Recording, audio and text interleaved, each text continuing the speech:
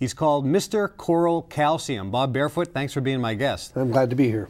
Now, you say in this book, too, that there's something with African Americans, that they have a higher rate of disease. Oh, yes. Than other 5 groups. times the kidney disease, twice the cancer.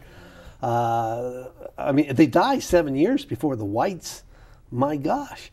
I had a black man of the cloth ask me this question. He said, listen, he said, if white Americans died 7 years before blacks, if white Americans had twice the cancer and 5 times the kidney disease, what would the government agencies like the FDA and AMA do? I said they would spend hundreds of billions of dollars to find out why and rectify the situation. And he said to me, well, that's the problem, because you see, they spend not one penny on the black community. And he says, I call that racial discrimination of the worst kind. He said, millions of us have died and they won't spend a penny on us. And why do you think there's that discrepancy in terms of disease? Why do you think there's more disease in the black community? Oh, my belief is for 2 reasons. First off, they're thoroughly calcium deficient. But most importantly, they avoid the sun like the plague.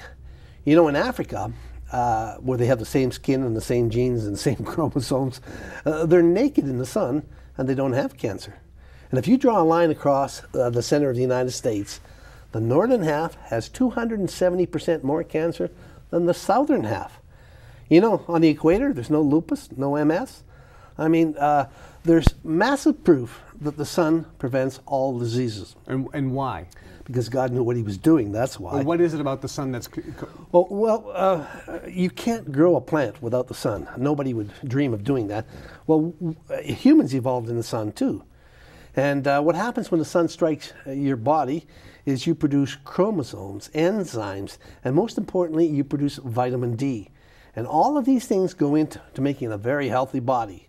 Without these chromosomes, without these nutrients, you get very sick.